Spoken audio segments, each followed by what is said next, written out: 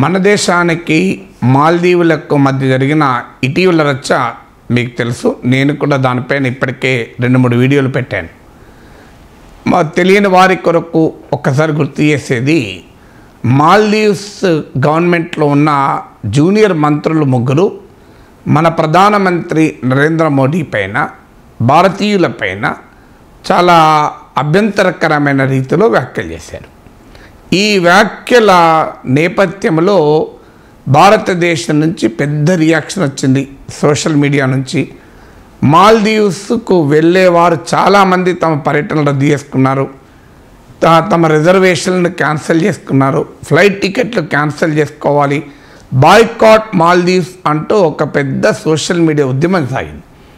దీంతో మాల్దీవ్స్ గవర్నమెంట్ కూడా ఆ మంత్రులు సస్పెండ్ చేశారు. Maldives tour operators association, Maldives hotel అసోసియేషన్లు మా భారత ప్రధానమంత్రికి, భారత ప్రజలకు క్షమాపణ చెప్పారు, అపీల్ కూడా చేశారు ఇలాంటి బాయ్కాట్ పిలుపు ఇవ్వకూడదని. మహమ్మద్ మొయిజు ఐలాండ్ నేషన్ అంటే దీవుల దేశం అది. మాల్దీవ్స్ ప్రెసిడెంట్ ఆ సమయంలో చైనాలో పర్యటించారు. భారతదేశ టూరిస్టులు మాల్దీవ్స్ రాకపోతే దానికి సబ్స్టిట్యూట్గా ఎక్కువ మంది టూరిస్టులను పంపని చైనా ప్రభుత్వాన్ని ప్రోత్సహించమని మహమ్మద్ మొయిజు కోరాడు. అయితే ఈ మంత్రులు ఏదో యాక్సిడెంటల్గా అన్న మాటలు కాదు, వాస్తవంగా వారి అధ్యక్షుడైన మహమ్మద్ మొయిజునే ఇండియా అవుట్ అనే ఒక పొలిటికల్ క్యాంపెయిన్తో అధికారంలోకి వచ్చారు. అంటే భారత వ్యతిరేక రాజకీయ ప్రచారంతో వచ్చారు. అంతకు ముందున్న అధ్యక్షుడు ప్రో ఇండియా ఉంటే ఇతను యాంటీ ఇండియా క్యాంపెయిన్తో వచ్చాడు. చైనాకు సన్నిహితుడు. వచ్చిన వెంటనే మార్చ్ లోపల ఇండియన్ ఫోర్సెస్ మాల్దీవులో ఉండకూడదని కూడా ఆదేశించాడు. అందువల్ల యాంటీ ఇండియా మనస్తత్వం కలిగిన ప్రెసిడెంటు, ఆయన కొలువులో పనిచేసే మంత్రులు మన దేశానికి వ్యతిరేక వైఖరి తీసుకోవడంలో ఆశ్చర్యమేమీ లేదు. కానీ మనమేం చేయాలి?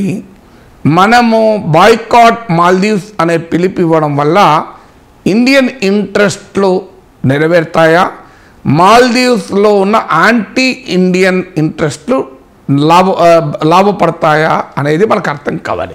చాలా సందర్భాల్లో మనం కోపంతో ఏమనుకుంటామంటే ఆలోచన మర్చిపోతాం. ఆవేశం ఆలోచనను చంపుతుంది, కోపం సంయమనాన్ని చంపుతుంది. అందువల్ల భారతీయులకు కోపం రావడం అర్థం చేసుకోవచ్చు. మన ప్రధానమంత్రిని అలాగే భారతీయుల్ని ఆ రకంగా వ్యాఖ్యానించిన తర్వాత ఏ సగటు భారతీయుడికైనా కోపం వస్తుంది. దేశభక్తియుత పౌరుడు ఎవరైనా కోపం వస్తుంది. కానీ కోపం మన ఆలోచనను మస్కబారించకూడదు. కోపము, ఆవేశము, భావోద్వేగము మన ఆలోచనలను మస్కబారిస్తే మనము సరైన నిర్ణయం తీసుకోము. ఏం జరుగుతుంది? మాల్దీవ్స్ బాయ్కాట్ చేస్తే సరిగ్గా మాల్దీవ్స్లో ఉన్న యాంటీ ఇండియన్ పొలిటికల్ ఫోర్సెస్ కోరుకున్నదే జరుగుతుంది. మహమ్మద్ మొయిజు పిలిపేంటి? India out. మనం భారతీయులుగా మనమేం పిలిపిస్తున్నాం? బాయ్కాట్ మాల్దీవ్స్. ఇండియాను పంపించండి అన్న మహమ్మద్ మొయిజు, ప్రెసిడెంట్ మొయిజు వాదనకు మాల్దీవులకు వెళ్ళకూడదు అన్న భారతదేశంలో సోషల్ మీడియా క్యాంపెయిన్కు తేడా ఏంటి? ఇండియా మాల్దీవులో ఉండకూడదు. సో ఇండియా అవుట్ అన్న బాయ్కాట్ మాల్దీవ్స్ అన్న అల్టిమేట్లీ ఒకటే. So we are simply playing into the hands of anti Indian people. మాల్దీవ్లో ఉన్నటువంటి భారత అనుకూల రాజకీయ శక్తులకు, భారత అనుకూల ప్రజలను మనము నిరాయుధులను చేసి భారత వ్యతిరేక శక్తులకు బలాన్ని చేకూరుతున్నాం. ఎందుకంటే ఒక్కసారి మాల్దీవులకు వ్యతిరేకంగా ఇండియాలో క్యాంపెయిన్ నడిస్తే ఒక్క భారతీయులకే దేశభక్తి ఉండదు కదా, మాల్దీవి ప్రజలకు కూడా దేశభక్తి ఉంటుంది.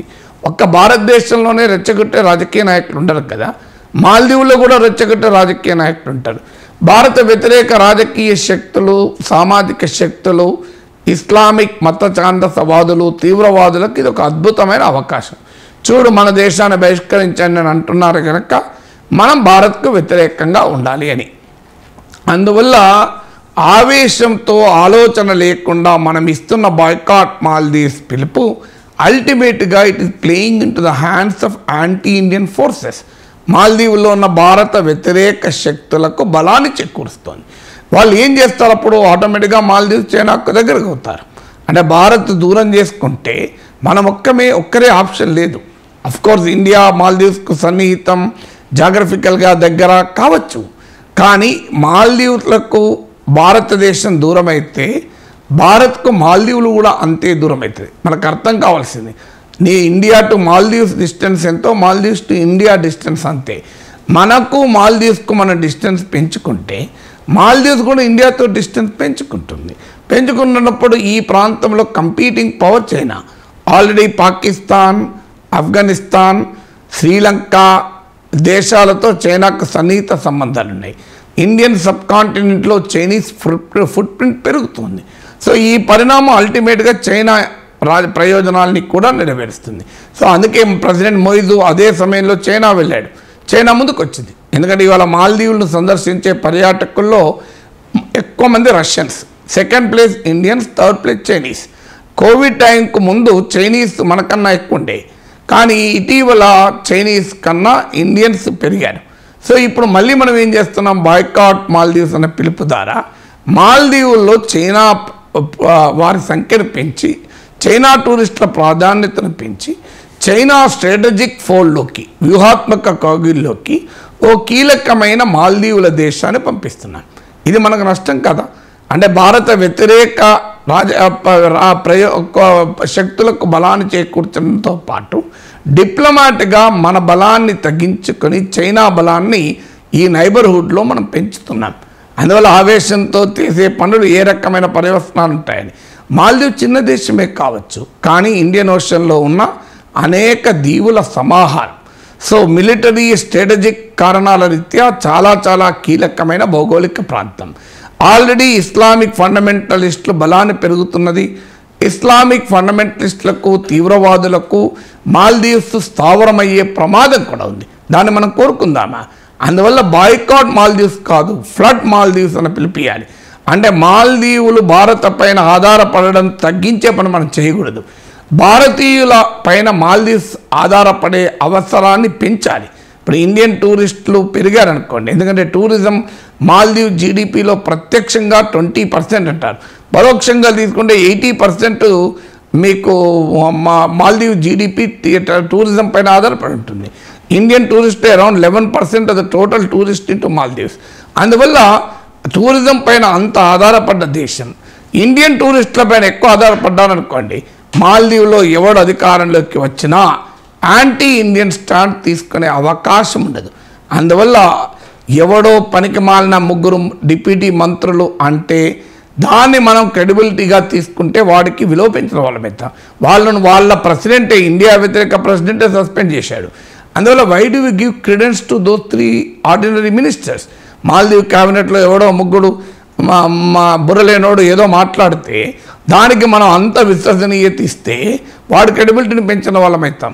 అందువల్ల బాయ్కాట్ మాల్దీవ్స్ కాదు, ఫ్లడ్ మాల్దీవ్స్ విత్ టూరిస్ట్ అన్న పిలుపు ఇండియా ఇవ్వాలి. మాల్దీవ్స్లో ఎవడధికారంలో ఉన్నారని సంబంధం లేదు. మాల్దీవ్ ప్రజలను ప్రేమించాలి. మాల్దీవ్ ఒక బ్యూటిఫుల్ ఐలాండ్ నేషన్. అఫ్కోర్స్ మాల్దీవ్స్కే వెళ్ళమని నేను చెప్పడం లేదు, మన లక్షద్వీప్కి వెళ్ళాలి, మన టూరిస్ట్ ప్లేసెస్ కూడా వెళ్ళాలి. కానీ స్ట్రాటజిక్ ఇంట్రెస్ట్ల రీత్యా మన ఆవేశంతో ఒక కీలకమైన వ్యూహాత్మకంగా ప్రాధాన్యత కలిగిన దేశాన్ని, ప్రాంతాన్ని మనకు వ్యతిరేకంగా మార్చుకోకూడదు. మనకు వ్యతిరేకంగా మార్చాలి మాల్దీవ్స్ను చూస్తున్న శక్తులకు బలాన్ని ఇవ్వకూడదు.